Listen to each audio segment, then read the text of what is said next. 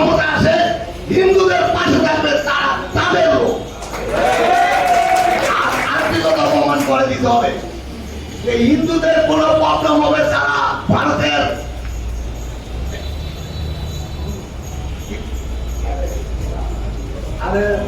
ভারতের high commission বা India চলে যায়।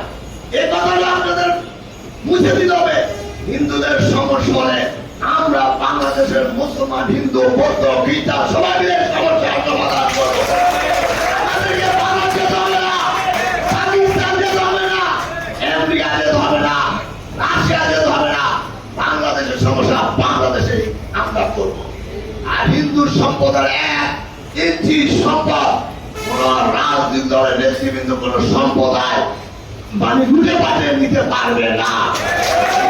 সম্পত্তি হিন্দুদের থাকবে, তাদের মন্দির তাদের থাকবে। কারণ আমরা আমাদের রাজ্য বিভাগত চেয়ারম্যান জনতা তারেক রহমানের নির্দেশে গত 5 আগস্টের পর হিন্দু সম্প্রদায়কে একটা আতঙ্ক বিরাজ করে দিয়েছিল। একটি অপশক্তি তারা ভেবেছিল যে আওয়ামী লীগ ক্ষমতা থেকে পালিয়ে গেছে, শেখ হাসিনা পালিয়ে গিয়েছে, দেশ ত্যাগ করেছে, হিন্দুদের উপর ধরনের মানে অপচেষ্টা বাদে কোন ধরনের সন্তান সাজুপে নেমে আসবে। কিন্তু আমরা আমাদের নেতা তারেক রহমানের নির্দেশে আমরা প্রতিটা পাড়া পাড়ায় হিন্দুদের বাড়ি গিয়েছি, মন্দিরে গিয়েছি, গিয়েছি না। আমি ব্যক্তিগতভাবে বলতে চাই, আমার মনোরীরা আপনার সব বলবে নারায়ণগঞ্জ বাংলাদেশ যতদিন জীবিত থাকবে, আমাদের হৃদয় যতদিন প্রাণ থাকবে, ততদিন কোন হিন্দু ভাই কোন সমস্যা হতে দিব না। আপনাদের যাওয়া পূজা আছে, দুর্গা পূজা গিয়েছে, কালী পূজা গিয়েছে, আরো যে পূজা নাঙ্গলগঞ্জ স্থান গিয়েছে, এই পূজা উদযাপন পরিষদের সভাপতি শঙ্কর রায় এবং শিবর সরকার সহায়তা বলতে পারবে আমরা আপনাদের পাশে ছিলাম। 1 ইঞ্চি দূরে থাকি নাই। ইনশাআল্লাহ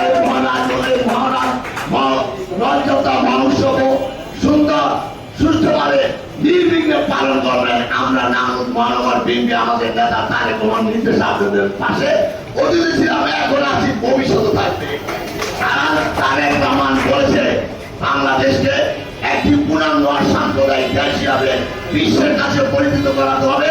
কোন হিন্দু ভাইদের কোনো সমস্যা নয়, কোন আমার দলের বিন্দুরে যদি কোনো নেতা কর্মী আপনাদের কোন অশান্তির কারণ হয়, আপনারা আমাদের মহানগর বিরুদ্ধে আপনার সমস্যার যুগ্ম দেখে জানাবেন। আমরা অবশ্যই তার প্রতিকার করবো। অবশেষে বলতে চাই পূজা উদযাপন পরিষদের সভাপতি শঙ্করদা, শিবন সরকার, বাবু সরকার পরিচিত থাকে। আগামী যে রাজ্যত মহোৎসব আপনারা রোববারে আসেন, আমরা ডিসিআরপির সাথে বসে আমি কিভাবে রাজ্যটা অনুষ্ঠানটা কিভাবে কোথায় থেকে শুরু হবে, কোথায় শেষ হবে, আমরা একটা রোড ম্যাপ করে সেটা আইন শৃঙ্খলার জন্য যথাযথ ব্যবস্থা করা হয়। তার জন্য আমি মহানগর বিদ্যুতে আপনাদেরকে সর্বাত্মক সহায়তা করা হবে।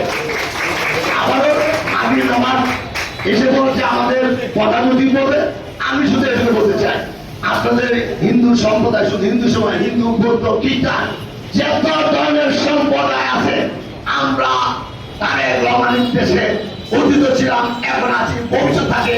ও অবশেষে আপনাদের রাজত্ব মহোৎসবের উদ্যুত সফলতা কামনা করে আমি একটি কথা বলতে চাই, আপনাদের হিন্দু সম্প্রদায়ের মধ্যে আমরা কোন মতভেদ পার্থক্য দেখতে চাই না। যারা হিন্দু সম্প্রদায়ের মধ্যে মত পার্থক্য করবেন, যারা চলাচলি করবেন, আমরা পাবো তারা রাজনীতি করে ইন্দরে তারা আপনাদের হিন্দুদের মধ্যে বিরোধ সৃষ্টি করতে চায়। আপনারা ঐক্য থাকবেন।